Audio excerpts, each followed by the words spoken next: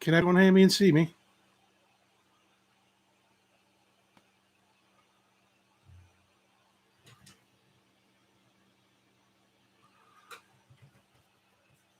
Anybody there?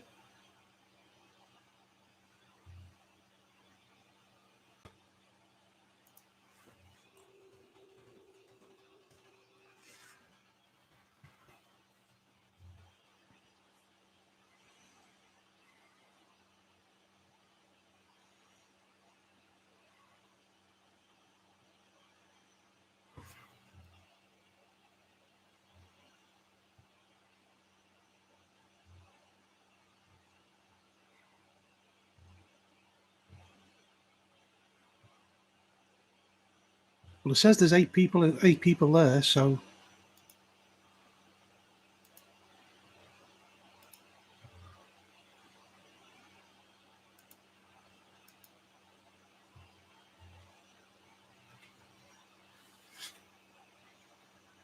nine people.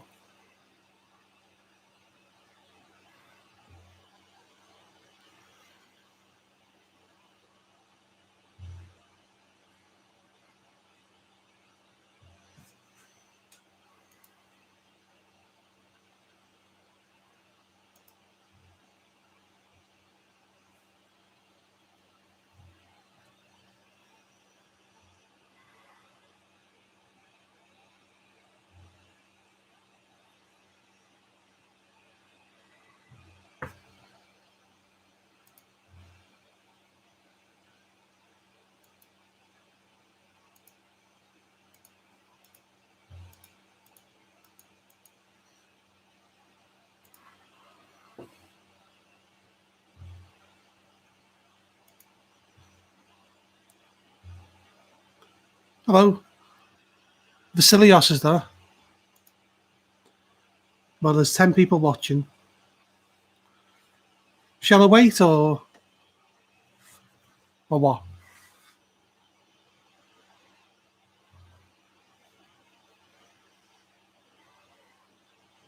Hello, Brett.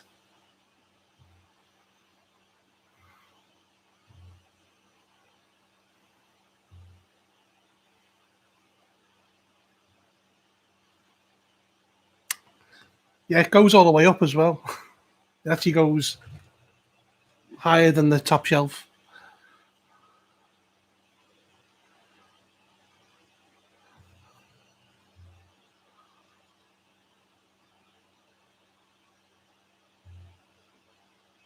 Thanks, Terry. I just noticed that you're a channel member. Yeah, 15 videos and another one coming. Yeah, I think I've kind of spoiled the campaign for myself, though, haven't I? But I'm going to run it for my own group. Hello, El Kabong. What's the story behind that name?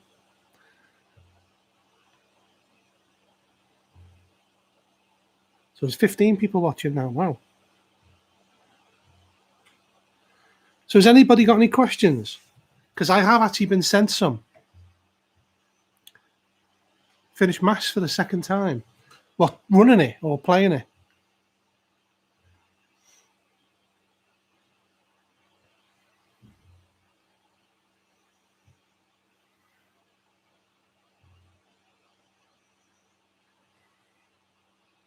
Good stuff.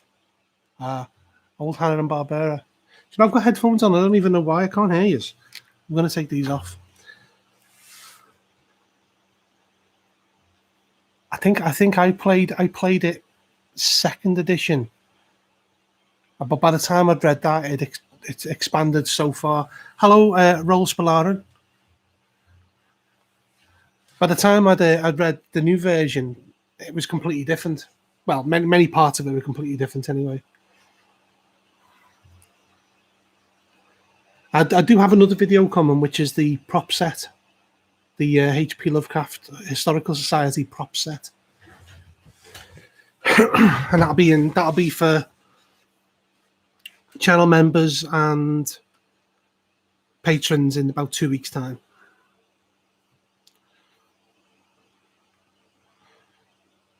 Okay, I've got some questions that have actually been sent. It is amazing. Well, watch the review. I go all the way through it. Okay, so I've been sent some questions. I'll start with someone called TM. Sent me one. Sent me a few. Top 3 desert island RPGs. That would be Warhammer Fantasy Roleplay. Hello, Looney Tune. I'd have Warhammer Fantasy Roleplay, Call of Cthulhu. I'd have to be Delta Green, wouldn't it? Given how many videos I've done on Delta Green. An old system you'd like to see a new edition of. Flashing Blades. I think it's crying out for a new edition because of the way the combat works, where it's a kind of rock paper scissors thing. it would be really good. Thanks, Paul. Is there such a thing as cursed dice? And if yes, the best punishment for them? No, there is no such thing as cursed dice. They're just lumps of plastic that roll numbers. There are, however, cursed players. Best Perry post-game session food. I'll have to come back to that one. Best non-RPG knowledge. There's some questions appeared in chat. I'll come to them in a second. Best non-RPG knowledge source for adding detail to your Delta Green games. It would have to be. It was the website. I can't remember the name of it now. This person does not exist.com, which allows you to generate a face, and it's all computer generated and it's completely lifelike. So if you need just quickly need a picture of someone, it will produce a photo which is photorealistic. Okay, what do you think about the Beyond the Mountains of Madness reprint? I think it's a great idea. I'm not buying it though, and I don't own it. And the reason for that is I'm going to wait until they release a 7th edition slipcase version, which is probably a couple of years down the line, because there's a lot needs working out with that scenario. It's not great. I think Walker in the Wastes by Pagan Publishing is better. Of the old D&D settings, Birthright, Dark Sun, Dragonlance, etc., what would you like to see brought to the 5th edition? Dark Sun. I played Dark Sun to death back in the day, 2nd edition. I love the idea of Evangians and dragons. Hello, Lee. My favourite game store, past or present, is there used to be a shop in Liverpool town centre called Game, and it was right on the corner, right by the old Mersey Tunnel. There's 2 Mersey Tunnels in Liverpool, and you used to go in, and the shop. There's literally only one. There's only one photograph of it, but the people who remember it. And you used to go in, and the top floor was all traditional games like chess and things like that. And then you went down a spiral staircase, and there was a role-playing game shop at the bottom. And you used to go in, they used to have all racks of games, had that lovely musty smell that you associate with these kind of old school game shops. And they even had a board in there for people looking for players that had like phone numbers on. There was no email or anything back then.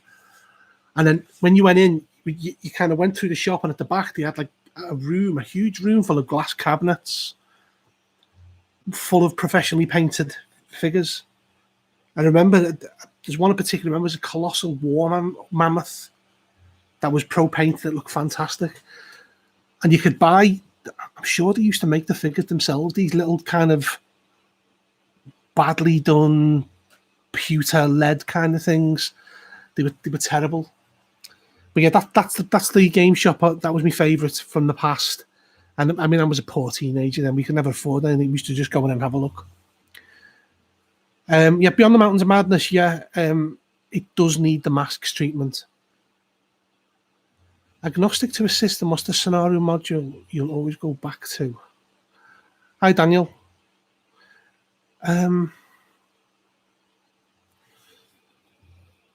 What will I go back to?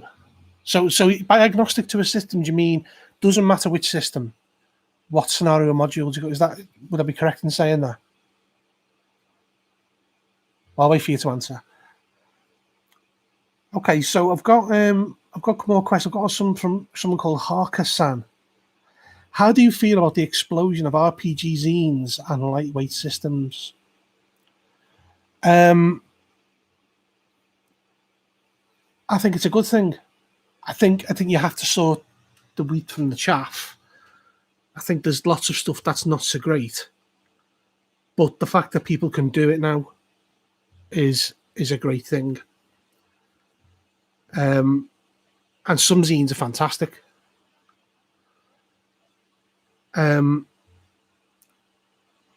Just to go back to the chat. Oh yeah. Okay, so the one I would always go back to is Night Below.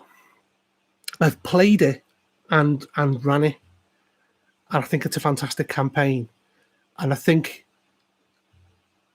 Into the Abyss for 5th edition was an attempt at kind of capturing that magic again from it, because Carl Sargent wrote Night Below. If I was to run a D&D campaign, I would convert Night Below. I would use bits of Veins of the Earth from the OSR supplement, Veins of the Earth, because that covers things like starvation and underground. But yeah, Night Below, if you can get hold of a copy, well, you can now because it's print on demand. El Kabong, loved your review about the pipeline setting and got one for my table. Is there any other settings with that vibe? Settings or scenarios? Incidentally, you might be interested to know, the guy who wrote the pipeline, Alex Gillot, I'm running Impossible Landscapes for him, the Delta Green campaign. We started it last night. And Alex also wrote Highway of Blood along with Ian Christensen. Excuse me. I'm not used to talking because I work from home.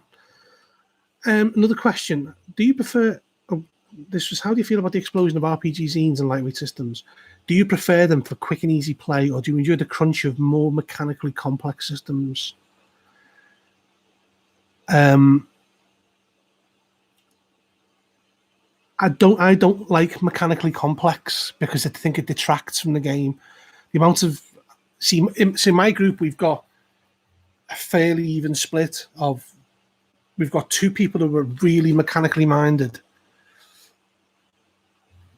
We've got 2 people who are kind of sit in the middle, which is me, and there's 2 who are not mechanically minded at all. And the arguments over game mechanics drag out longer than anything else. It's partly why I like Liminal, because Liminal's really lightweight, but it's deceptively lightweight because it's easy to learn. El Kabong, scenarios. Sorry, English, not my name. Oh, other scenarios with that vibe. Walking in the Waste by Pagan Publishing. The interesting thing about that is that is never going to see a reprint, Walking in the Waste, because from what I understand, there was multiple people that wrote it, some of which now work at Arc Dream, and they couldn't come to an agreement on it, and have basically fallen out over it, from what I understand. So if you see a physical copy, get it, because you're never going to be able to get it any other way. It's never going to be print on demand. Dries 7, do you give some examples of zines that you think are fantastic? Midazine for the Midlands, done by Monkey Blood Design. The Grognard Files, although that's sporadically released. That's a zine written by patrons of the Grognard Files. Other zines. I'll have to think about that and come back to it. The Call of Cthulhu Modern campaign at your door turned 30 last year. I'd love to see someone do a review and see what holds up and what doesn't. Is this something you consider doing? It is. However, if you saw the pile of stuff I have to review, it'll figure quite low on that pile, unfortunately. Hello, Andrew. See, some of these people I actually have met and know in real life, like Lee Williams and Andrew Jones. Yes, you should give Running Liminal a try because it's very lightweight. It's very English, which is a good thing. Hello, Andrew. Yeah, I saw your first message. What most disappointing module adventure have you read or played? Have you even watched my channel? The 1,000 Thrones for Warhammer Fantasy Roleplay. If I could have reached into the paper and punched the writers, I would have. It's the 1,000 Thrones. It was the one I did for my 1,000 subscribers. The 1,000 Thrones, obviously 1,000. And at the time, I was running it for my group, but I didn't change anything. Apparently, there's a lot of online stuff that's been added. I didn't change anything. I ran it as written, and it's the nearest I've ever come to my group wanting to string me up, because it's so Deus Ex Machina. If you haven't read the review, I'm going to spoil the scenario for you so that you never have to play it. It's all about a boy. Hi, Phil. I'm sorry to disappoint you. I'm very beardy at the moment due to the lockdown. I'm not normally this beardy. The 1,000 Thrones is about a boy has appeared who they think is Sigmar Reborn. And he's got this massive crusade following him. Now, the thing is about the boy, he's not Sigmar Reborn. He's a chaos mutant that has the power to charm people. And when your players eventually meet him, they have to make ridiculously hard will saves every round that they're with him. So within a couple of rounds, even the strongest willed dwarf amongst them is completely enthralled. And it takes the agency away from the players to be able to do whatever they want. Then at the end of each chapter, in about 4 chapters, vampires show up at the end and undo all the hard work that the players have done in the chapter. One of the chapters is so badly written, I actually had to go back to see if I'd missed something. I thought it was like, has pages been ripped out here? Or something like that. It was that bad. And then the ending is, it's such a mean-spirited adventure because you can catch, because it's all to do with Nurgle, you catch diseases at every turn, and it gives you no way of being cured. Short of having a priestess of Shalia in your party, you're completely screwed. It's a terrible, terrible campaign. And I'd like Cubicle 7 to re-release it and sort it out. And the thing about it is, each chapter was written by someone different.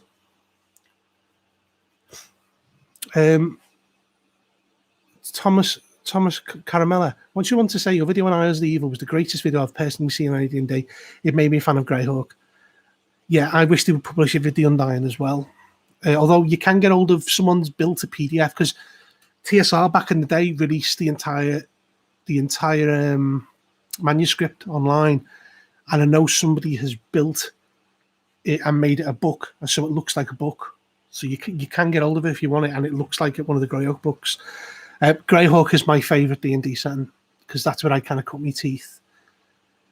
And Isles is one of the best villains in D&D. Fight me.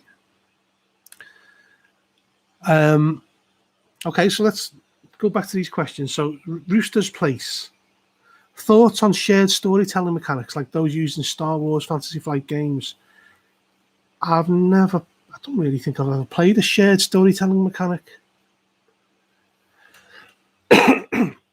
Thoughts on providing necessary clues as done in Fall Delta Green or Night's Black Agent and helping investigators versus letting them miss clues, which drives idea rolls they may not make. Controversially, I don't like Gumshoe. I think half the fun in Cthulhu and Delta Green is being inventive in how you look for clues. And then giving your players everything up front,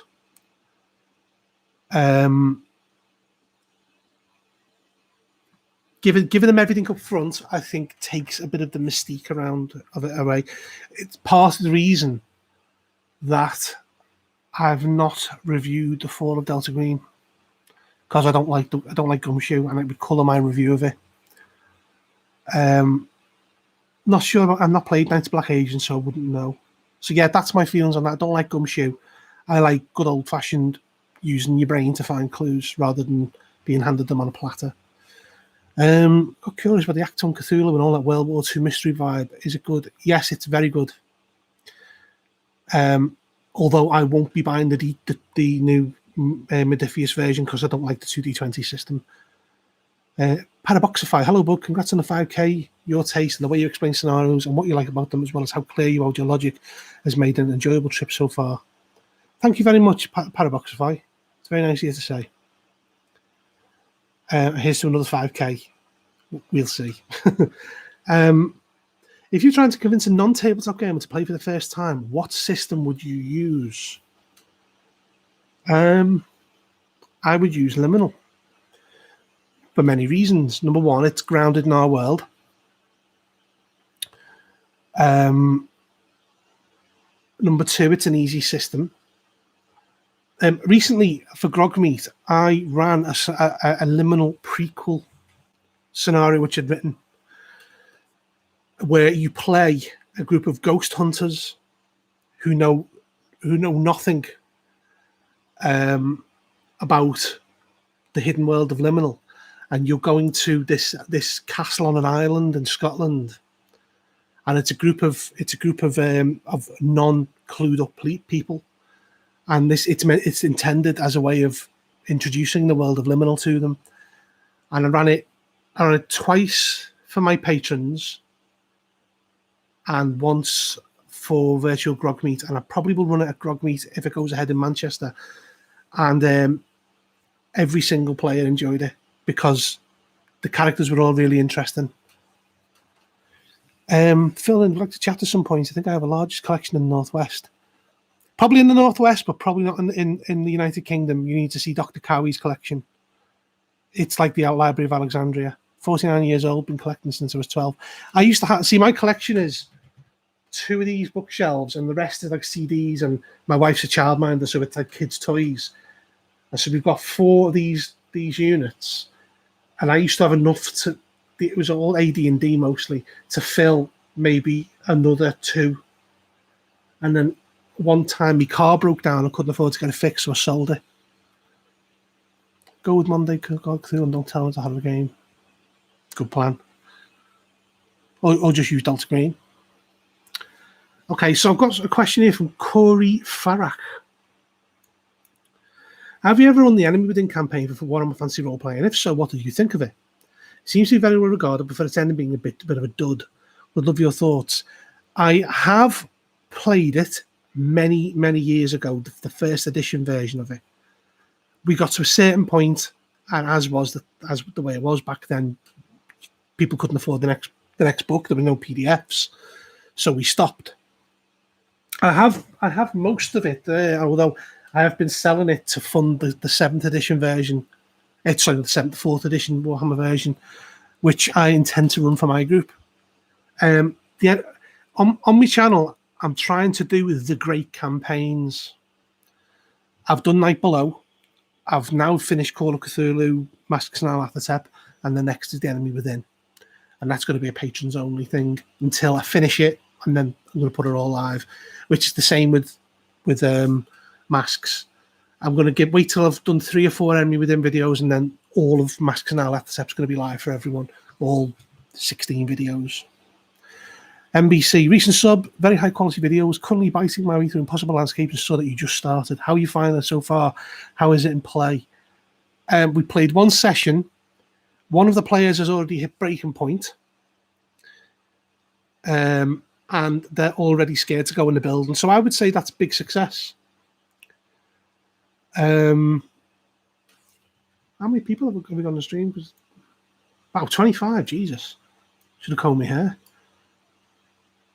I've got a couple more questions here. Handling and writing. As far as I'm aware, you've written and run games for the game authors with Shane Ivey and Paul Mitchener. How did you approach prep for that? What was that like? It was 2 completely different experiences. I know Paul Mitchener, and Paul's ran for me as well. So running for Paul was like running for a mate. Shane Ivey was completely different. It was the most nervous I've ever been. And don't forget, I was also running for Seth Skorkowski there, and Paul Mitchener, and Pookie from Reviews from Really A. So, yeah, it was a bit nerve-wracking. Shane looked annoyed the whole way through it, and then at the end said, "I really enjoyed that." So that was good. But yeah, that was incredibly nerve-wracking.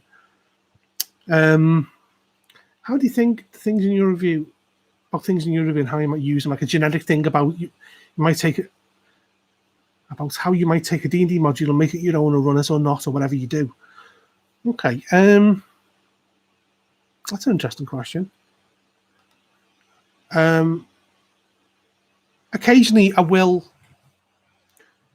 go in and take a scenario and then repurpose it. Although that's not that often, because I'll either run big campaigns or I write it myself. I tend not to take certain scenarios.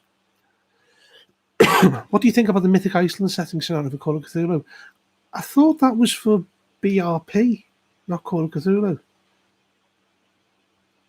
Okay.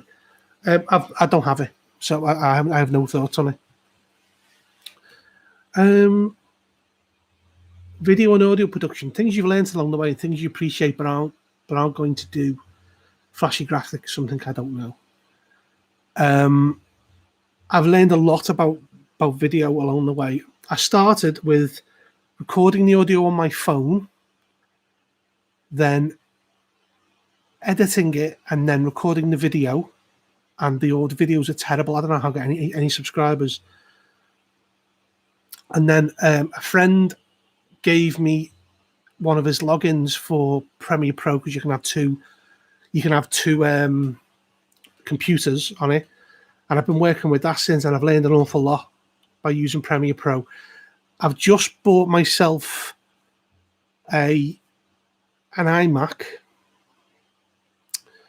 and I've paid to have Final Cut Pro X on it as well. So that's going to be a learning curve.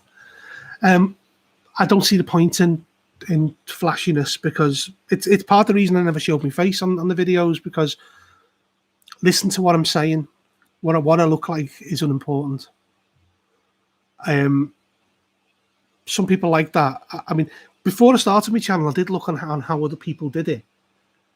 And there was one particular one, I can't remember the name of it, and the guy literally had the book here and was turning the pages and smiling at the camera. And I just thought, why do it like that? I don't need to see you to understand what the book's about.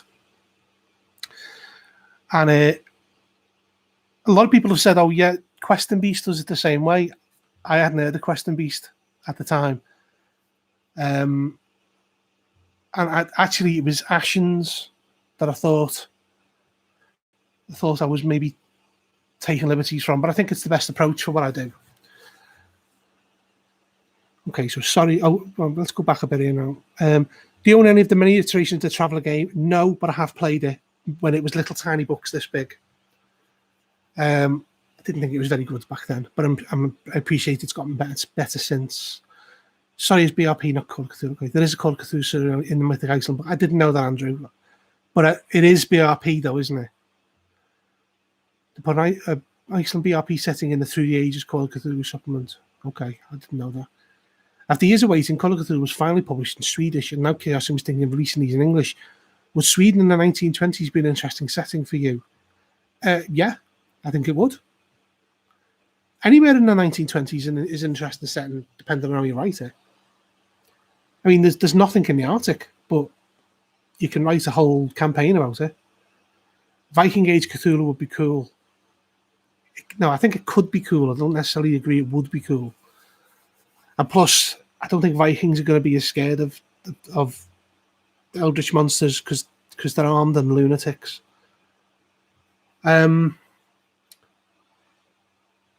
Yeah, video and audio production, just to go back to that for a second.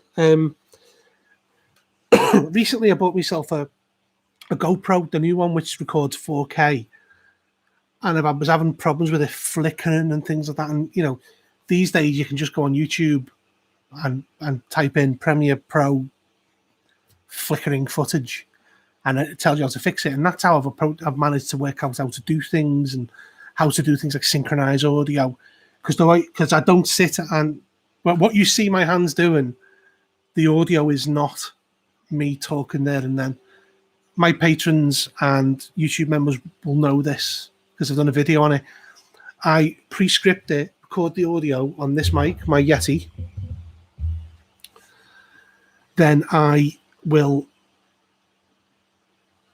record it with my computer, with the camera above, picking up the audio playing on my computer.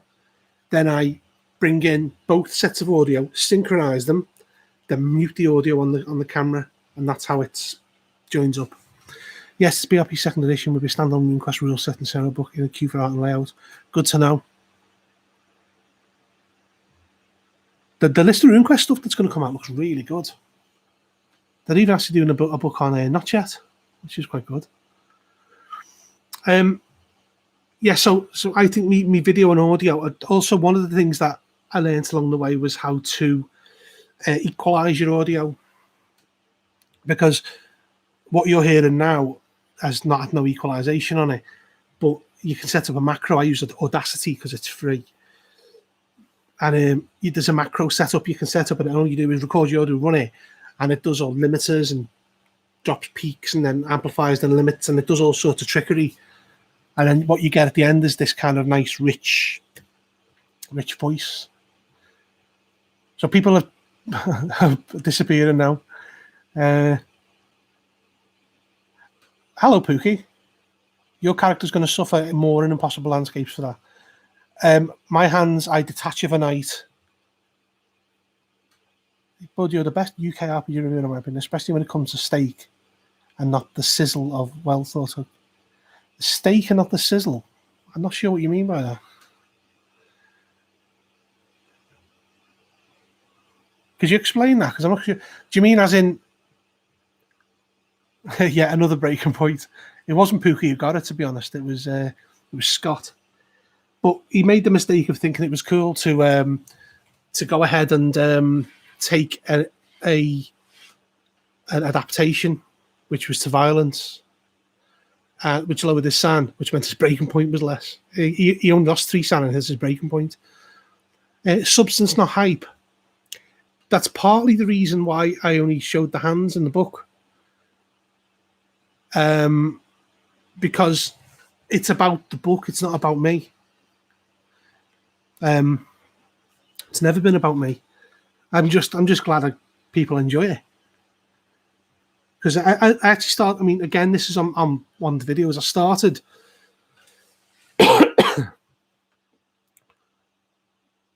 Want to do something similar to yourself, reviews, focusing on the older and more obscure items. I think. Do you know what though? I think people.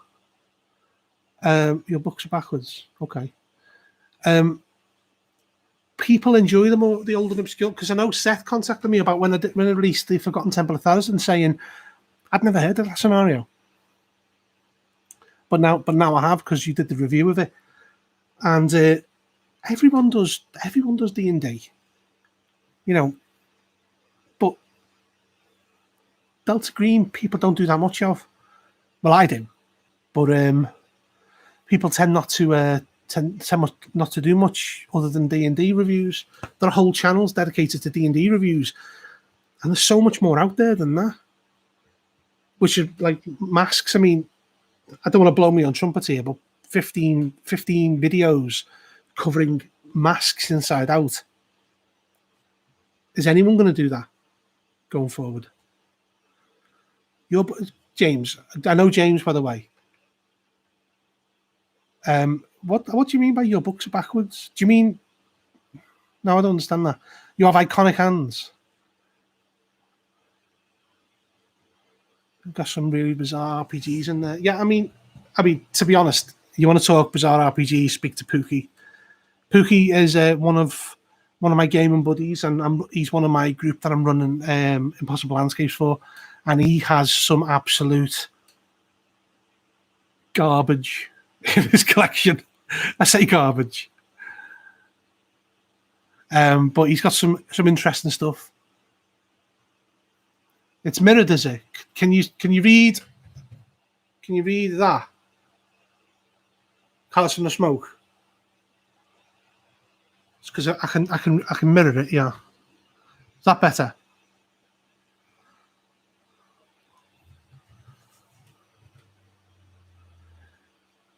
Yeah, Dallas the role playing game is not a classic, Pookie.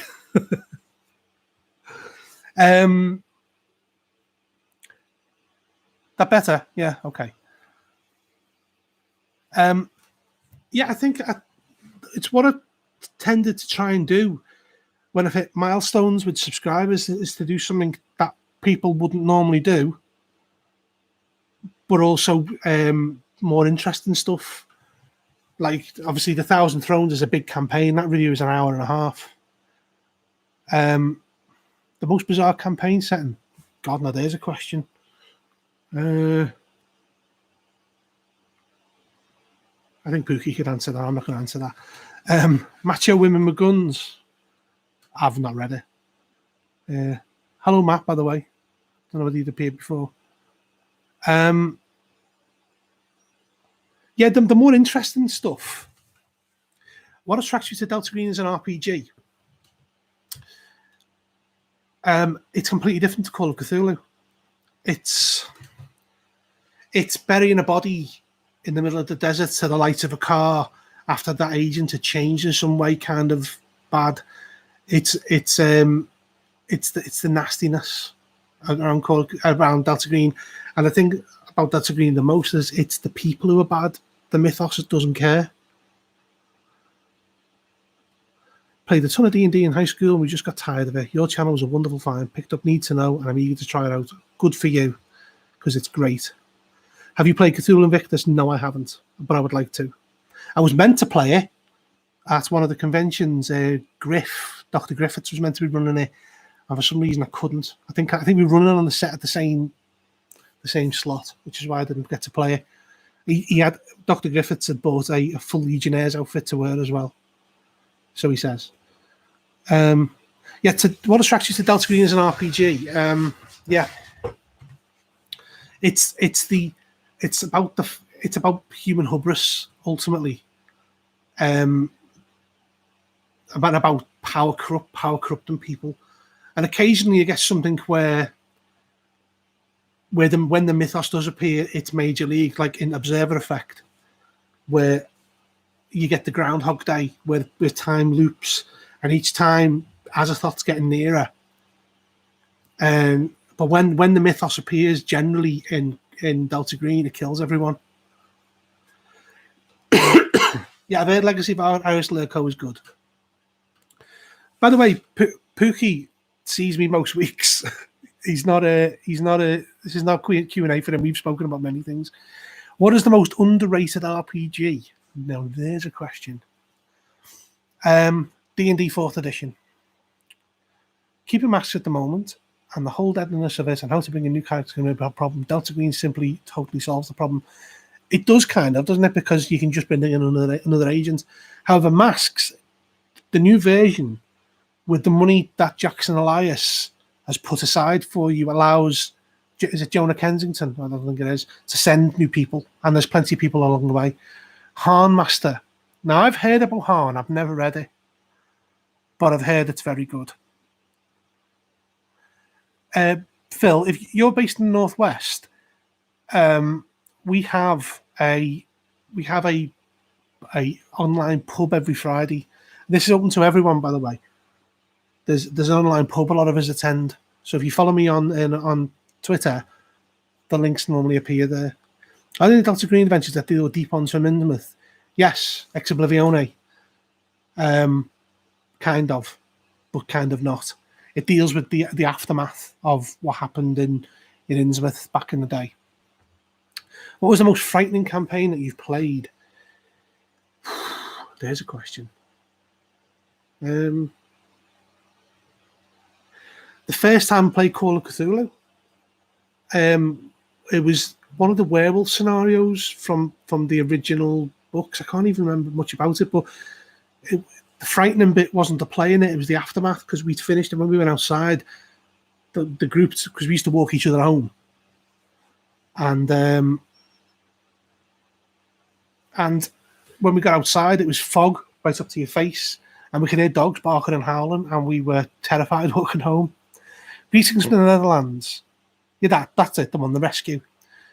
So what about that Earthdawn content? What about that Earthdawn content?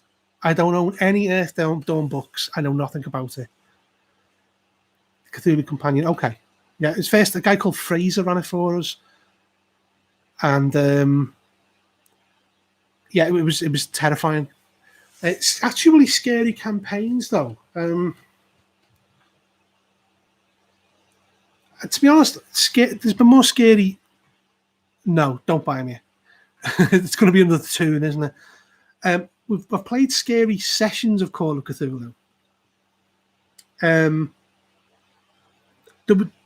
was one where you play cultists who are dedicated to Thacker or Wendigo. Pookie will tell me what it is.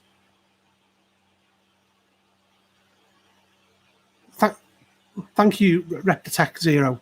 That's very nice of you to say. And hopefully, when I get my new computer, I'll be able to get more stuff out, because rendering is the big problem. Because I can do a video, render it for... What are you saying sorry for? Rendering's the big problem, because if I make a mistake on a video, it takes an hour to render on my computer. I then have to go back and render it. But on the new iMacs, you can render 10 minutes of 4K video in 2 minutes. So hopefully I'll be able to... Oh no, it was about buying me the Earthdawn RPG. It's going to be another tune, isn't it? I'm not wearing gloves for it. Yes, hopefully I'll be able to put out a bit more content when I get my new computer. Due to I'll have Final Cut X, and the whole process will be a bit faster. The biggest process for me is reading the book. I'm a really slow reader, which often gives me time to think about it a bit more. Did you get that then, Pookie? Well, you said about somebody buying me the Earthdawn RPG. Okay. Wow, 33 people. Let's have another question. Okay. The Bud RPG formula, why you wanted to make reviews, what you felt wasn't being said, the approach and your motivations. Hello, General Zod. General Zod is one of my old school friends. And a mate of mine. You know my birthday, don't you? Okay. Yeah. What made you want to make reviews? Okay. So this is a bit of a story. About 7 years ago, I started losing my short-term memory, and it turned out I had undiagnosed obstructive sleep apnea, which was causing me to wake up every 90 seconds. I then received treatment for it, and my short-term memory started improving. And what I discovered was I would read a gaming book, and then by the next week, I'd forgotten how it worked. So as soon as I started receiving treatment for sleep apnea, my life, it was like someone cleaned my windows. It was. I remember the first night of treatment, I woke up the next day, and I hadn't felt like that fresh in years. So then I started rereading the books that I bought in order to be able to absorb the rules. And I found I could. My short-term memory got better through actually just sleeping for a full night rather than waking up every 90 seconds. And so I used to get in the car with my friend Mark, who's one of my gaming group, and I would talk about the books I'd read and about, did you know this? And he'd be like, yeah, we talked about this. And I was like, yeah, my memory and all that. And then he jokingly said, you should start a YouTube channel and do that. So I said, no, I will. And at the time, Delta Green, the role-playing game, had just come out. So that was my first review. I did Delta Green, the role-playing game. And it took me like 3 months to get 10 subscribers. But I was putting out content because then it was all fresh and I could read and I could remember everything. And then it started picking up a bit of traction. And before you knew it, I had a couple of hundred. And then, because before I started the channel, I went and grabbed everything Bud's RPG review to make sure that it was all mine. And then people like the Grognon Files followed me on Twitter because I released a review of RuneQuest. I just caught up there. So I released a review of RuneQuest, and through the Grognard files, loads of people started following me. And then I got involved. Now, the best thing I ever did was to get involved in the whole UK gaming scene, because I'd been very closeted, and my group was the only contact I had. Liverpool City Centre has no gaming shops. Everything was ordered online, so I never got to meet other gamers. And I started going to conventions, and the first convention I went to was the UK Games Expo in 2019, where Dirk the Dice from the Grognard Files ran SciWorld. And at that UK Games Expo, the first person I bumped into was Pookie from Reviews from Relay. And when I said hello, he said, "Let me see those hands." Like, I wasn't getting held up or anything, you know. We went around the expo together, and we've just become mates through gaming online and chatting and that. What did you feel wasn't being said? Yeah, I think I might go this year just for the day. It's because I should be fully vaccinated by then, so hopefully I'll be okay. Okay, so back to this question: what did you feel wasn't being said? I think that the focus was on the personality of the person doing the review, rather than what they were reviewing. And the personality of the person is largely unimportant as far as I'm concerned. Thanks, PB. No, SciWorld isn't an OSR RPG. So that was then when the decision was made to just show me hands with the same backdrop and talk about the book and everything, from things like the paper it's made of, what the illustrations are like. And I think you get a lot of that with Pookie's reviews, because it's completely detached from who he is. You read Pookie's reviews, and it gives you is kind of Pookie's are a lot more intricate than mine. I think mine are more long-winded, but his are more intricate. But I don't think you get much of Pookie's personality through the reviews, which I think is the right approach, personally. Because you get his honest opinion, and it's always fair. And I thought that all along. I have to be fair with the reviews. My approach to them is, that's a weird one. I just read it and understand it. And your motivations, my initial motivation was so people would send me books. Now I have to tell people, please don't send me books, because I have a review pile that's... I've got Against the Dark Master there. You could kill someone with it. It's that big. I've got to get through that. This is the current review pile. I'll show you. There's Against the Dark Master. Although it looks backwards on my picture, can you see it? There is Highway of Blood. And there is Solar Blades and Cosmic Spells. Against the Dark Master is a big book, but there's a lot of white space. The thing is about this, Solar Blades and Cosmic Spells, Diogo, who wrote it, Diogo Nogueira, sent it to me 3 years ago, and I thought I'd lost it. And then in work, due to COVID, they emptied all people's drawers out, and there it was. It was stuck in one of the drawers.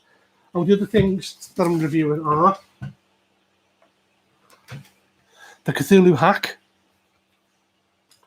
and last but not least, that's the Desanction. The Desanction. That's from the same people who did the Cthulhu Hack. That's the luxury Kickstarter version, and you got an all rolled up as part of that as well, with the buckle and all that. That's an exclusive. Have you ever played Traveller? I thought, yes, I have played Traveller many years ago, and I didn't like it. But I have heard it's come on leaps and bounds since then. I played it when it was little black books this big. Yes, Pookie, I know. I've got loads of other stuff, but they're just the things at hand. Another question. Conventions, writing and running them, what's the difference? What's the same?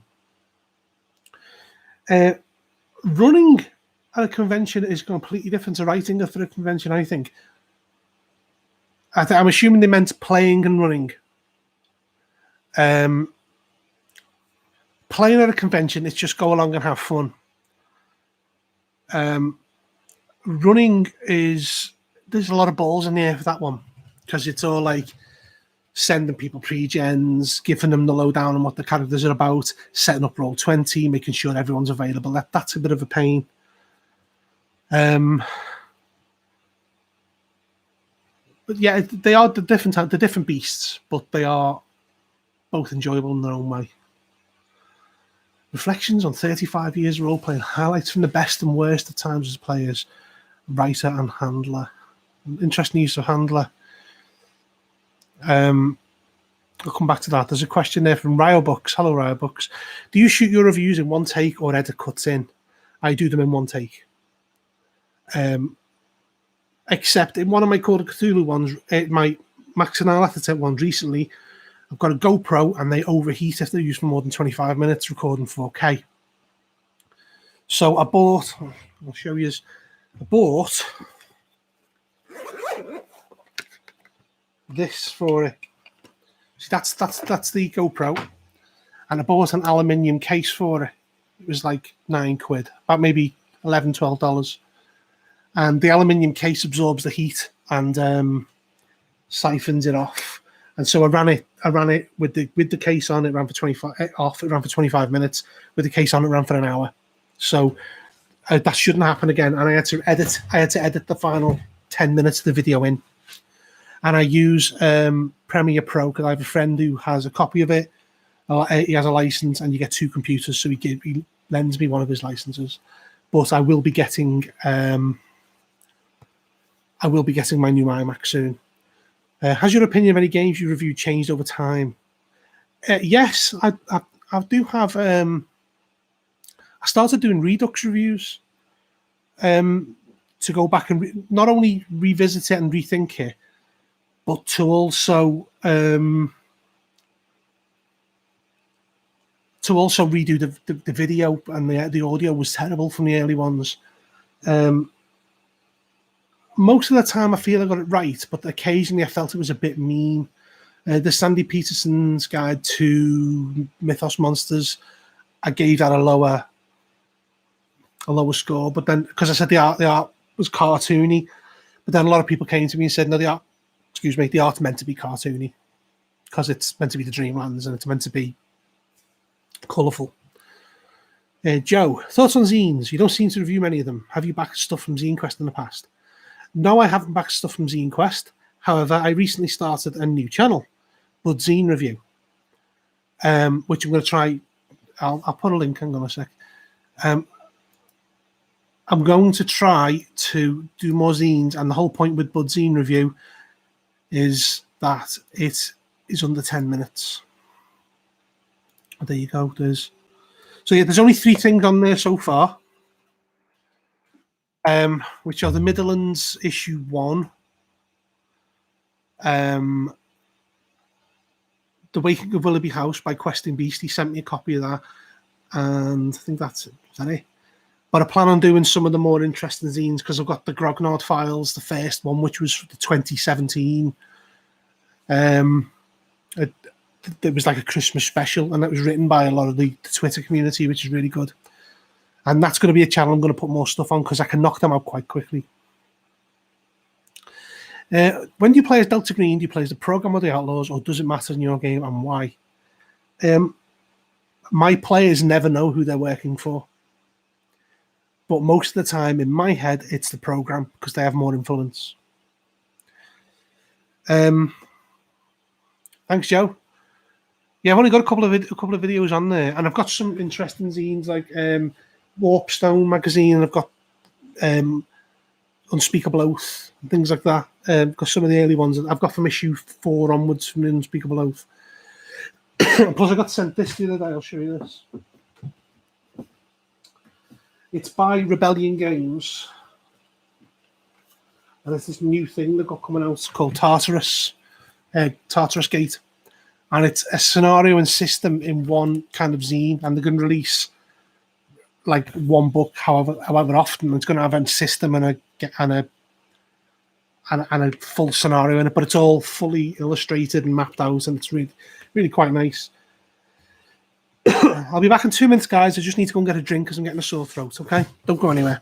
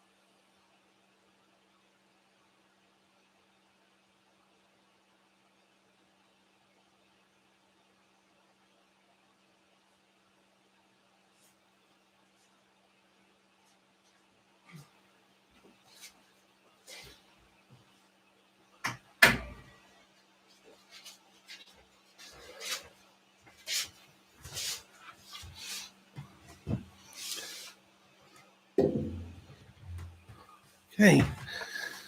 When you play that's awesome. So, what's the last thing you enjoyed reviewing the least? The thing you enjoyed reviewing the least? You know what it is, Pookie. Yeah, the White Glove cartoon thing. Julie Jost. Are there any? Are you related to Scott, by the way? Are there any reviews that haven't seen the light of day, such as something you did prior to the channel, going, well, I would just turn out bad and didn't end up doing? Yes, there's one. I started reviewing the Primal Order, which is a book by Wizards of the Coast before they owned the world of gaming. And it was such a boring book to read. I wrote half of it and just gave up. Yeah, that Dark Master book is massive. I'm actually playing it at the moment. Oh, it is Scott. Scott is the player in my Delta Green game that just hit breaking point, by the way. Let's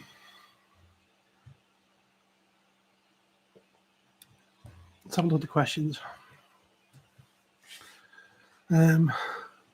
Nostalgia. Why you love particular games? What it's about? Example, Delta Green or RuneQuest that is so special.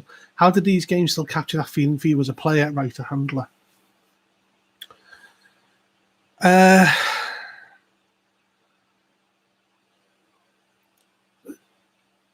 My favorite game, and I caught some flack over this, is a couple of months ago, Dirk the Dice from the Grognard Files asked me to record my first, last, and everything, which is meant to be the first game you played, the last game you played, and your favorite game. Only he didn't exactly make it explicit that it was your favorite game. So my everything was the people that I've met, because the game doesn't really matter. The people are the important thing, because you can play the best game in the world, but if you're playing it with rubbish people, it's a rubbish game.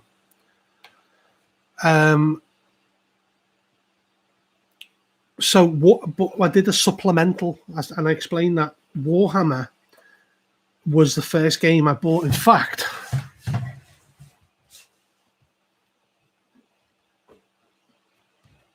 I'll show you. That is my original Warhammer book I bought in 1989. See all the tape and all that. And it even has errata written in the back. Remember when we used to do that? And for me, Warhammer is my everything because there's something very English about it. My accent is Liverpool Scouse accent, the same as the Beatles, only more common. Warhammer it's such an English, dirty, corrupted, wonderful setting. It's my favourite setting. It is Puck from the Nook, or Puck from the Nook, is that? So I actually had to go back because it was Ludovic Chabant, who's an artist who's one of my patrons, said, hang on, you kind of skipped the question there about what your favourite game is. So I had to go back and explain that it was Warhammer Fantasy Roleplay and the reasons why. And the reason I love Warhammer so much is it's very English, even though it's set in kind of Germanic Europe. It's got very English comedy and sensibilities about it, which is something I love. And I think there are certain things in Warhammer that are in no other setting. Skaven are just genius, and they're brilliant, and I love everything about them. And Dwarven Troll Slayers, no one has done anything approaching that in any other game. So so Warhammer is my love game that I love. RuneQuest is one that's my interest of it has developed in the years since. I got this right-hander recently. How does that compare to good old Warhammer Fantasy Roleplayers? I've been told they're similar. It's right-hander is a retro clone of Warhammer. And Pookie, who's Pookie UK, edited that right-hander. RuneQuest is one because I played it. It was the first game I played RuneQuest, but the lore of RuneQuest I didn't learn until years later. We essentially used to just use the rules and the cults and all the stuff in the second edition book just to run our own campaigns. There's a spell, Detect Silver. When you know the lore, you know it's due to the Lunars, as they used silver because it's the colour of the moon. We didn't know what it was for. Back in the day, it was just a spell to detect treasure, for as far as we were concerned. But as I've grown older and read the RuneQuest stuff and talked about it with friends, I've come to love it. The lore of RuneQuest is second to none. Some people do, I don't, Andrew.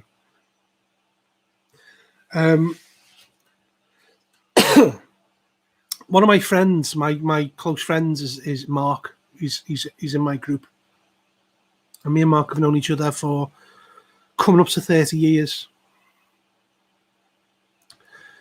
And he is like an encyclopedia of RuneQuest. Even now, having not read anything about it in years, he still remembers everything. You know, I mentioned Ralzakar to him, who's the king of the brew, and he was like, "Oh yeah, he's got the head of a unicorn." And I was like, "God, how do you remember that?" He said, "Some of it just sticks." Sanders was a real world builder. Don't really understand that.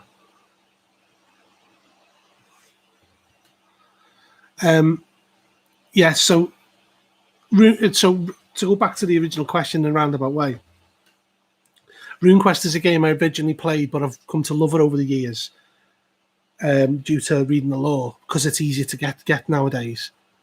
Oh, you staff it out, yeah, of course. But Warhammer is my first love, and it's a game I still love, and it's part of the reason why for my channel members and patrons, I'm going to do The Enemy Within, because it's one of the great campaigns, and it looks like Cubicle 7 have sorted it out. The old RuneQuest publication about the land of the brew. Oh, Dorastor. I've reviewed Dorastor.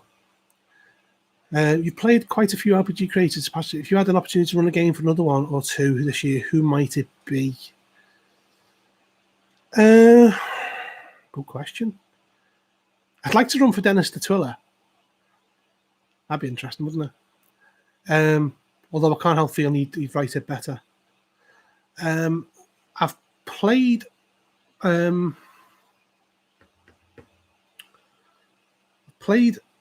Hero Quest with Professor Cooper, who is the kind of lead on it. It's called something like Quest World, I think it is. And I did jokingly offer to learn the rules of Quest Worlds and run it for him, and he seemed quite keen, to be fair. I don't know, some RPG creators seem like a right angry bunch, other than Paul Mitchener, who's just one of the nicest guys you could possibly meet. And I've ran Liminal for Paul as well, so twice. And he just enjoys it as a player. Yeah.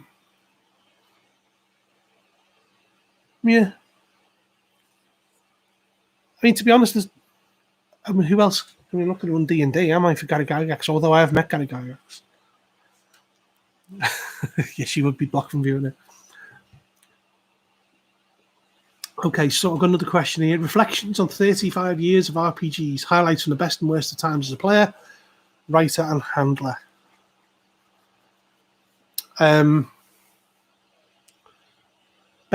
One of the best games I've played was recently. We played RuneQuest.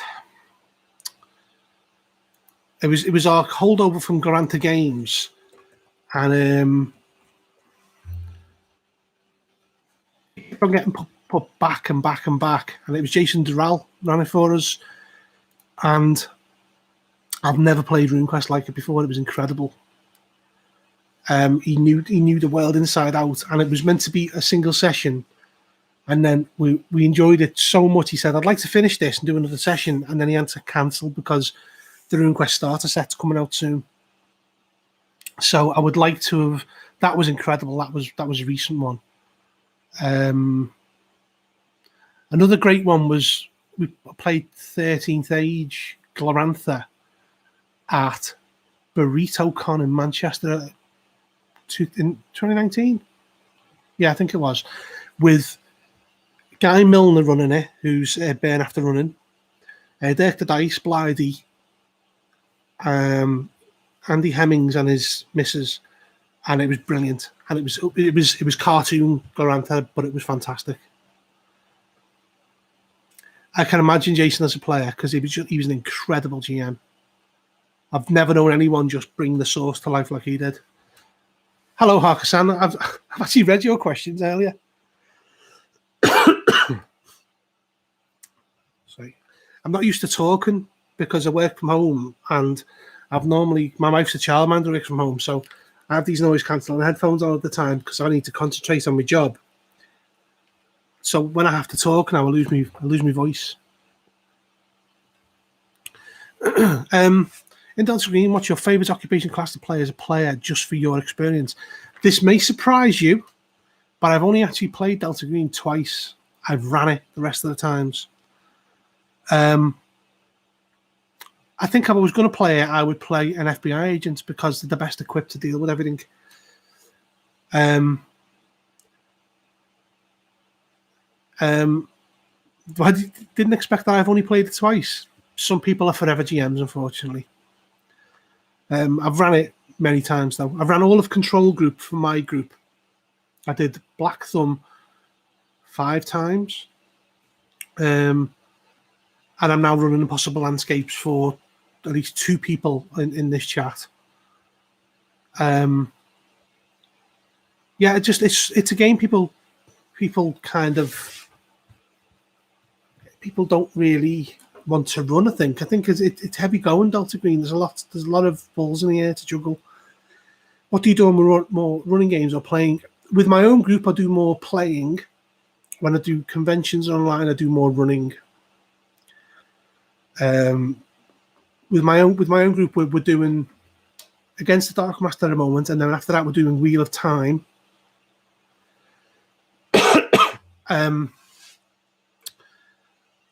And I've never read the books, so it's going to be fun. I'm playing at Algar, the Sishwai, the Spear guys. I know nothing about the books. I've never read them, but one of our group loves them. And there's a campaign that was released. I think it was D&D 3.5, and a friend of mine has bought it, and it's going to run us up to level 1.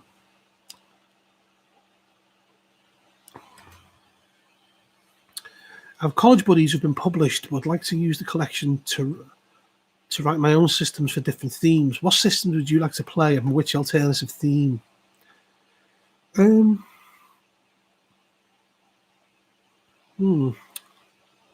back to that. Have a think about that. What was your rule preference? D20, D100, or Dice Pool? D100. Beyond a shadow of a doubt. I've done D20 to death because I was the RAD and DDM for. I had a campaign that lasted 12 years. Don't like Dice Pool. It's just far too random. And by random, I mean it's swingy. You either heavily succeed or you heavily fail. Well, let's read it. You absolutely should read Wheel of Time. I know I probably should, but I've got so many books that I need to read. I've got the His Dark Materials prequels. Hi TM. Yes, I've answered nearly all of your questions. If you watch the stream at the end, you'll see them. Your Harm Master for Crimes, for Modern Crime. So you're saying a system to use for another setting? Because one of the best systems ever made for me is West End Games' D6 Star Wars. I've never played a game which captured the essence of the setting as much as that did. Yeah. That's an interesting question. Different systems for different settings. I'm not sure. I mean, my friend is actually converting Delta Green back into 1920s America. But Delta Green wasn't around in the 1920s as such. It was called something else. And from my memory, my bad memory serves me right. Okay, guys, I'm going to give this another 10, 15 more minutes, and then it's nearly midnight here, so I'm going to have to log off, and I'll see you again when I hit 50,000 subscribers. Only an experience with Gumshoe system. I don't like Gumshoe. I've explained this earlier on. I don't like the idea of giving everything up front. I've played that. A lot of D6s. Yeah, West End Games Star Wars. Any opinion on GURPS? I've never played it. So many games I've never played. Yeah, Division P created after the Innsmouth raid. Yeah, they weren't called Delta Green, were they? Thanks, Good Zig. I'm sure if you made vids, I'd love yours too. P4. Oh, that answer to the Delta Green thing. Okay. The thing about Delta Green is I think it works better in a modern setting. And if you want to play 20s conspiracy stuff, play Call of Cthulhu. I think it's better suited. Delta Green relies on the horrors of modern society. Happy to run a Yellow King RP session if you want. I may take you up on that. Although I am running a Yellow King campaign at the moment, so there may be some crossover. Is that the one that was the big Kickstarter? Was it Sandy Peterson? The man, the mythos, the legend from Yukon Cornelius. I'm assuming you're talking about me, Yukon. I could never tell, but thanks anyway. Oh no, it's not going to be 10k subs. It's going to be 50,000 subs. My thing when I started this, I was never going to do this because look at the state of me. I'm normally not as beardy, but you know, I've had fun and the time's flown. Do you have any games that you had a lot of fun running as a one shot, but would never want to run a campaign with?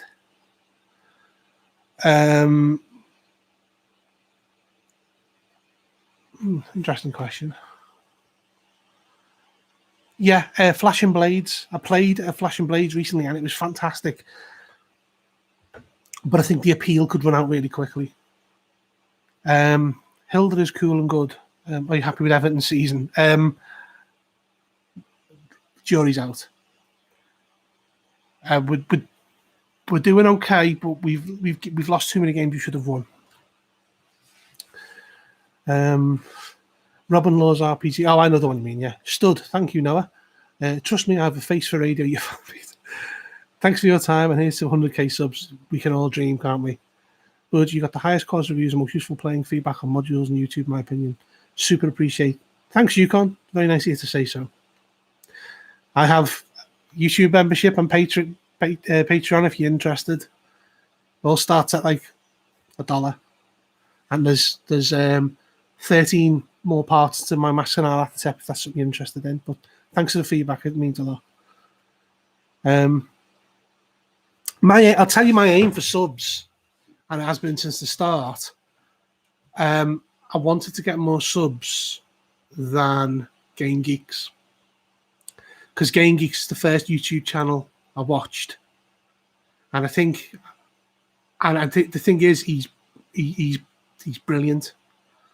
And he's got about 15,000 subscribers. That's my aim. Once I've got more than Game Geeks, I'll be happy. Not because out of any disrespect, because not at all. I love Game Geeks, but that was my aim. What is the review you had the most fun doing? This one.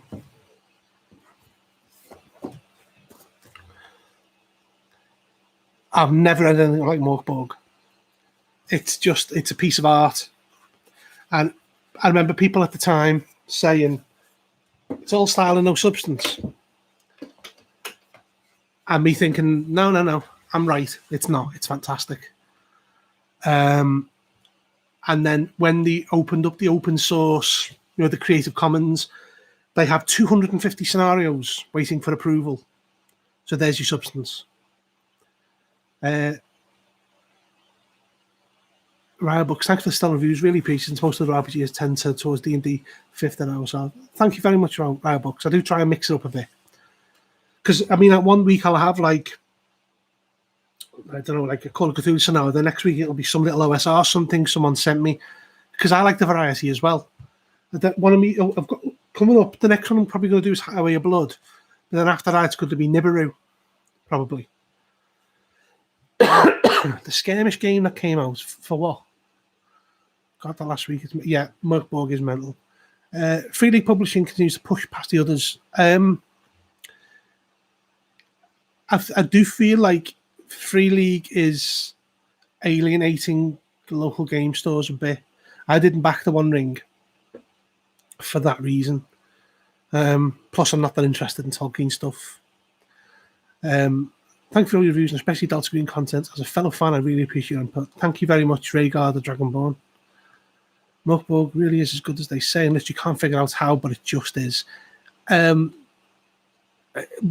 Morkborg, it's funny to say this because people call it Morkborg, and I contacted the authors and said, "How do you say it?" And they sent me a pronunciation guide because it's Morkborg. I mean, the O with not an umlaut, it's called something else. It's pronounced rather than O. And then in the comments on the Morkborg video, someone put it's not pronounced Morkborg. And I said, I asked the authors who are Swedish. Go figure. The next zine you review is going to be the Grognard Files first issue, which is the Christmas 2017 special. NBC, thank you for your videos and Q&A. My favourite RPG review channel along with Seth. Have fun with the Impossible Answers. Can't wait to run it. Thank you very much, NBC. Forbidden Psalm is the game. What's that? Forbidden Psalm. Okay. See you later, Andrew.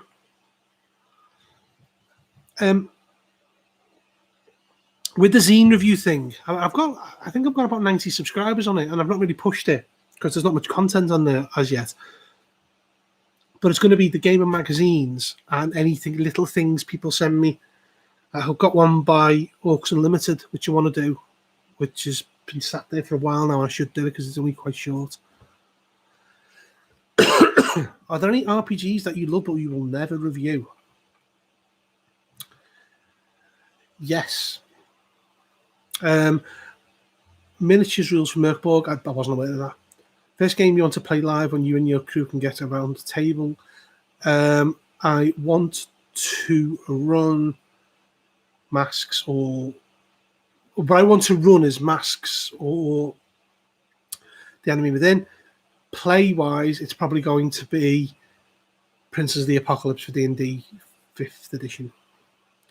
94 subs. Oh, okay. Yeah, I say I only created it as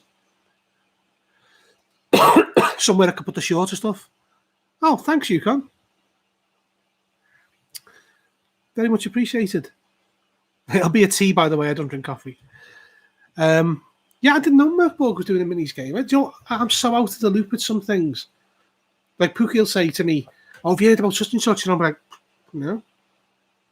I'm just completely out of the loop, unless it's something I'm really interested in. No, I'm very much more often that's because I'm focusing on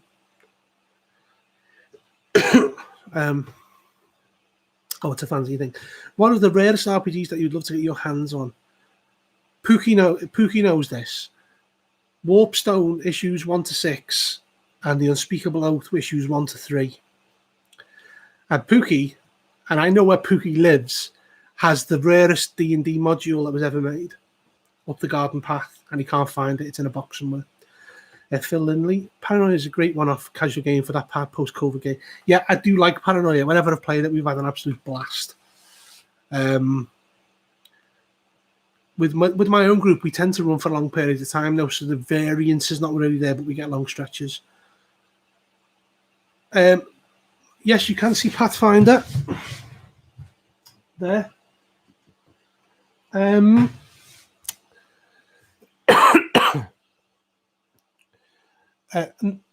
Pathfinder 2nd edition, not really interested. I'll play D&D 5th edition. It's just more of the same, isn't it, if we're being honest with each other. I think I might get my hands on a copy of Nobilis soon, so I might send that to you. Have you ever played games with Judge Dredd? I've reviewed games with Judge Dredd. And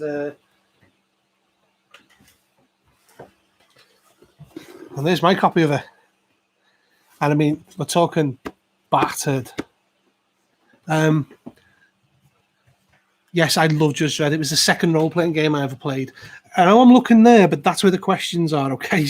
But the camera's there, so I'm not ignoring the camera. I'm just reading the questions. Yeah, Judge Dredd was the second game I ever played. The third game I ever played was D&D, and I thought it was terrible. I mean, never played it again.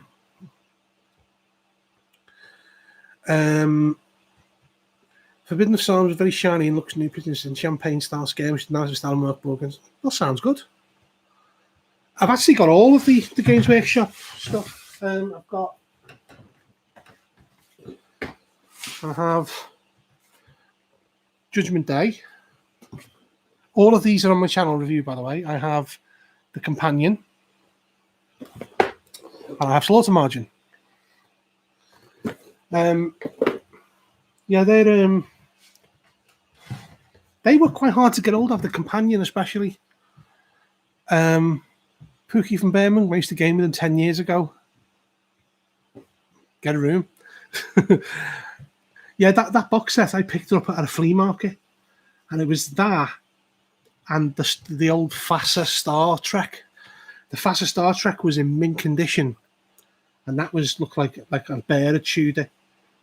And I paid a $5 for the pair of them. And then I brought it home, didn't want the Star Trek, so I stuck it on eBay and got a $10 for it. It does sound like a bad name, to be fair. Shame the scenario doesn't live up to it. Although this is one that me and Pookie disagree on. Because he thinks it's quite good and I don't like it. Warlock. Oh yeah, Warlock. I've heard of Warlock, yeah. Yeah, it's very like Warhammer apparently. Just I bought them when they were new. Is it peach coloured hardcore or white and square? God, I've been on for nearly an hour and a half. Where does the time go? I've got another question here.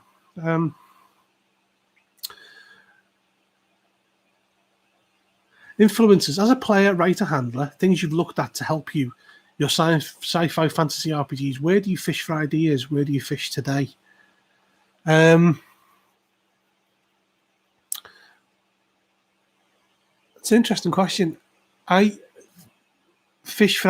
I have ideas that just form in my head, and I take it to the nth level.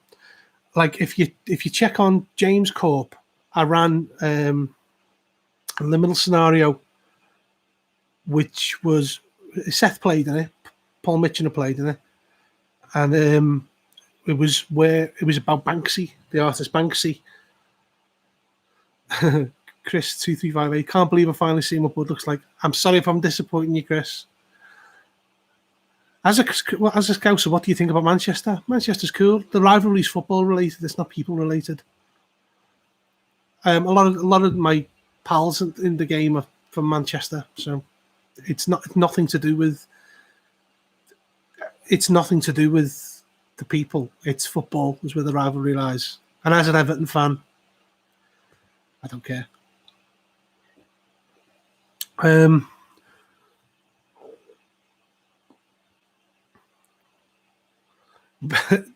Pookie, it doesn't take much to bend my brain. 2 copies of the White Square edition. Anyway, one last question for me. What was your favourite Delta Green box item to weird out the players? The one in Lover in the Ice, which is descriptions of hands.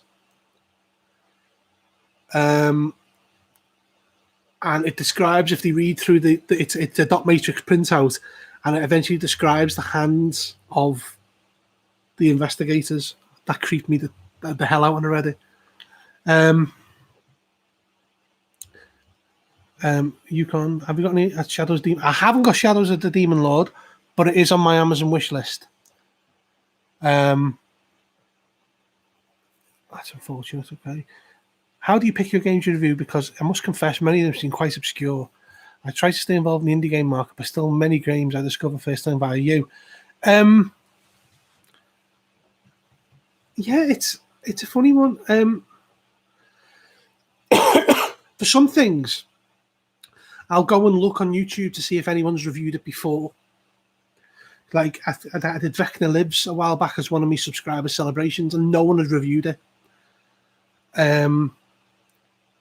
And things like Flashing Blades, Maelstrom, they're old games, Forgotten Temple of Tharistan, that nobody had reviewed.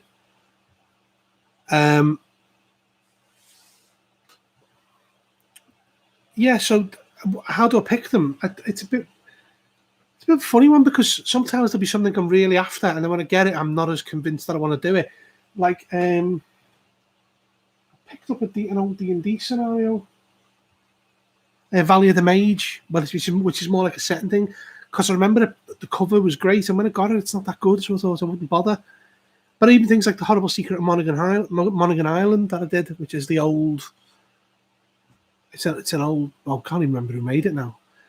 I just thought, nobody's done this. I try and do some things that nobody's done, but then things like Merc Borg, well, they sent me a copy, so I did that. For the subscriber celebration ones, I try to do ones that people have never done before. For the other things, I try to mix it up a bit, because I mean, I've been really hitting Call of Cthulhu recently to finish off the Masks and Nyarlathotep series, and so I put a poll on Twitter: Highway of Blood or Nibiru, and everyone voted for Highway of Blood, so kind of got to go with that. And I should do, because Alex is a great guy who wrote it, but I'm trying to not just do the same thing. I don't want to be known just for doing one kind of thing. The hands list is mental. Yeah, it is mental. Mark Hughes, just wants to let you know you've been extremely helpful. Oh, you're a channel member, Mark. Thank you very much. In regards to running Master Nyarlathotep, I listened to your reviews. Well, that's great to hear. Thank you. One of my other patrons, a guy called Halston, he was in the first group around Delta Green Black Thumb 4. He said he'd listened to my Peru video 14 times before he ran it. So, and he said it helped him get his head around it, which is good to hear. That's the kind of reason I'm doing it. Use calculator to take the SCP Foundation is like a good idea. SCP Foundation. Yeah, Grenadier Games, that's right. Thanks for your channel. Real Reviews, been a fan for years. Thank you, Mad Kingstow. That's very nice of you to say. Yeah, do you know what's funny? I borrowed that copy of the Horrible Curse of Monaghan Island off a friend, and then I managed to get a copy for $5 on eBay. Someone had just listed it, brand new. So I've actually got a copy now that's not falling to bits. So I might go back and redo it as a Redux. The Redux reviews have been things I've Scott, just stop. You're making things worse for yourself.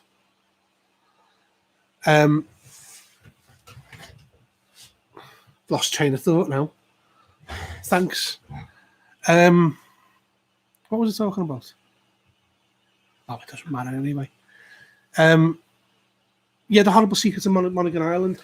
Yeah, the reason I did the Redux set of reviews because they look terrible. But Horrible Secrets of Monaghan Island, I've actually got a nice copy of it now, so I might do it. I use the laundry for my Modern Day Code Cthulhu. Yeah, I've only got one book of the laundry because they're hard to get hold of these days. But yeah, it's kind of an alternative to Delta Green Laundry, isn't it? It's a bit different. The Star Chamber got you to watch Rashomon. Well, that's good to know. That was a very interesting scenario, the Star Chamber. Did you ever read any of the SLA industry games? Peak 90s? No. Never read them, never owned them, not interested. Yeah, the Star Chamber, because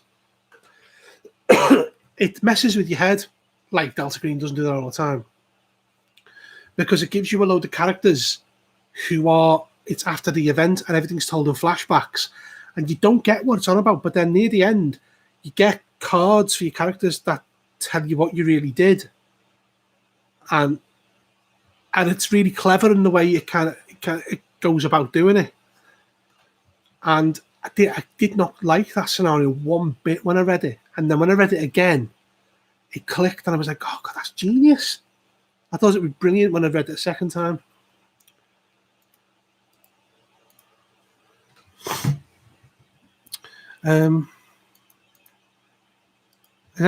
Right, it's coming up to midnight, so I'm gonna. If you're not on the UK game scene, you're not going to see me again for another 45,000 subscribers. So if you've got any more questions, get them in now. True last question. What is a personal twist to Delta Green's Last Things Last that you add to the scenario? I think I don't with that. I'd run it as is. It doesn't need a twist. The whole point of Last Things Last is it's an out with the old and with the new. And it just needs to be left as it is, I think. I don't think you need to change.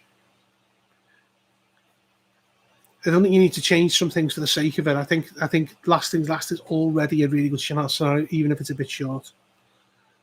All those moments we told stories and the light that favours. Yeah. What one RPG genre that you want explored more? Genre. They've all been done to death, though, haven't they?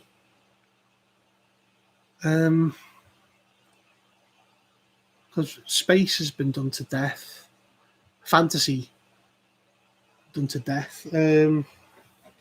Tends to be the OSR stuff that is the more. The OSR stuff tends to be the more stuff that challenges and does things a bit differently. A lot of the big companies just play it safe because they know that's what'll sell, I think, anyway. Let's have a look. I don't know, I can't really answer that. What game that you want genre that you want to explore more, because they've all been explored. Any other scenario you've changed your mind about on a second reading? Well, there was a Star Chamber. That one springs to mind. A couple of the ones in the Things We Leave Behind were good, and I didn't really appreciate how good they were first time round. If you've not read the Things We Leave Behind, you should do, because it's really good. I'm looking forward to reviewing possible landscapes in the future of DG. Currently, I'm running it for, I'll tell you, one of my patrons, Scott, who's masquerading under Julie.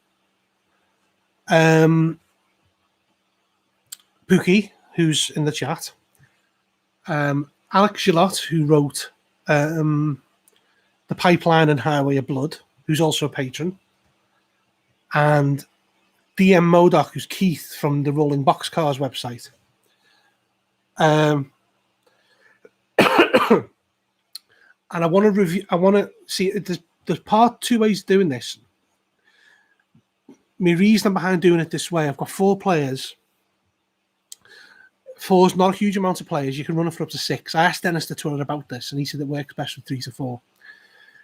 I'm running it for 2 people who review games, as in Pookie and Keith, which will help them with their reviews. Because I'm all about, a rising tide raises all ships. I'm very much in that kind of help each other out. There's plenty of room. And the other 2 are Scott and Alex, who are patrons, who've been long-term patrons. So I thought we'll get them in and let them play it with me. We only had the first session last night. It's going fabulously well. The Impossible Landscapes is probably going to be in 5 parts because the lore and the background is 66 pages.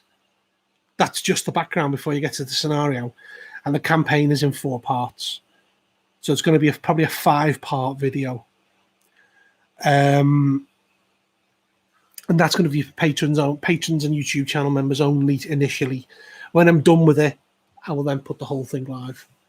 But again, it'll be a complete breakdown, and it will come from the perspective of having ran it as well. I mean, a lot of people ask this a lot. Do you run everything you play? I don't have time to run it. Do you run everything you review? I don't have time to. Who does? I know, for example, Seth. I've talked about this with Seth. He will only run things he's played, and that's cool. That's his approach. But that's not the only approach you have to take. I've been gaming long enough to know when something's good. The old saying is you don't need to have been a jockey to be a horse to be a jockey. So I can normally tell when something's good, and I don't feel I get things wrong that often. Although every time you say something's bad, someone will come along and say, I had a great time playing it. Well, more power to you, but I'm the one who's read it and reviewed it. But I do like for example, Night Below. I've played it and ran it. So my kind of opinion on that is based on having done both things. So that's where I stand with that. Things We Leave Behind is great. Ladybug is brilliant. Matt Zander, what scenario for a campaign do you think makes the best use of HP Lovecraft Dreamlands? Thanks, Matt. Yes, Scott, you should be creating a new character after one session. I'm going to confess here, I don't like the Dreamlands. I'm not a complete fan of H.P. Lovecraft's literature. I don't think it's fantastic. He just had a great idea, and other people have taken that idea and expanded upon it. I don't think he was a great writer particularly. And I'm not a fan of the Dreamlands, although I probably will when they release the 7th edition Dreamlands book. I'll probably will review it. Ladybird's been a highlight for my group, leading one character always wearing a frog costume after the hotel scene. Yeah. Ladybird is the best scenario in the book, I think. And there's the other one as well, where there's the other extra dimensional creature which can travel via the internet and things like that. That's another one that's good. I think now if Stygian Fox. Funny you should say that, Pookie, because I do have it. I do have the Sense of the Sleight of Hand Man, but look at the bloody size of it. Doing the way I read, I'll be 50 before I finish it. Yeah, and I know Sense of the Sleight of Hand Man is Dennis the Twiller's take on the Dreamlands, and I've heard it's fantastic, but the size of the book puts me off. Yeah, I think if Stygian Fox had the opportunity now, they would do Delta Green scenarios. Yeah, lots of white space. Yeah, Black Void. It was hanging over me like the sword of Damocles for a while, but I've made a start on it. There's a couple of books that I've made a start on. Well, there'll be 3 soon. There'll be Battlelords of the 23rd Century, which the first chapter I actually thoroughly enjoyed. Black Void, the first chapter's good in the way it explains how you build the character, but then chapter 2's equipment. I mean, who wants to watch a video on that? And then there's Against the Dark Master, which I'm playing at the moment, so that's more of an opportunity to give some thoughts on it. And obviously I've got Solar Blades, which is also a bit of a beast, but that's mostly art, if I'm being honest. About 50% of the book's art. Right, I'm starting to get a sore throat now, guys. So I won't be able to record a video for a couple of days if it goes. Just had another subscriber there. Well, I'm amazed people turned up. I thought maybe four or five people might turn up, but 33 is. Do you want me to stick around for a little longer, or do you think I've said everything?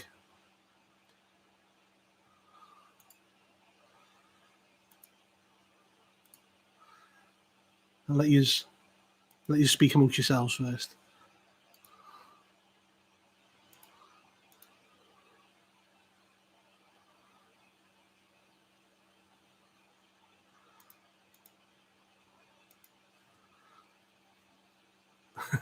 Save your voice. It's probably a good idea. Well, thank you everyone for coming. The next time I do this is if I ever have 50,000 subscribers, so make the most of it. What do you think about Warhammer Fantasy Roleplay? It's my favourite game.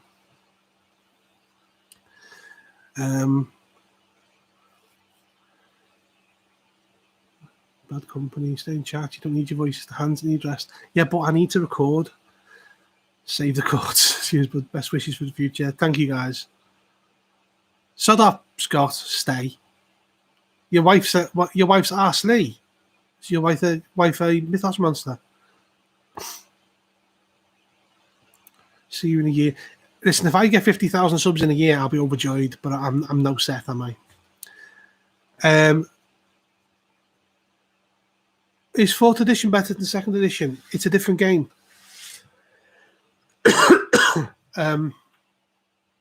I have everything that's been released for 4th edition, but I've not gone into it too deep. But even combat's different in 4th edition from what I can see.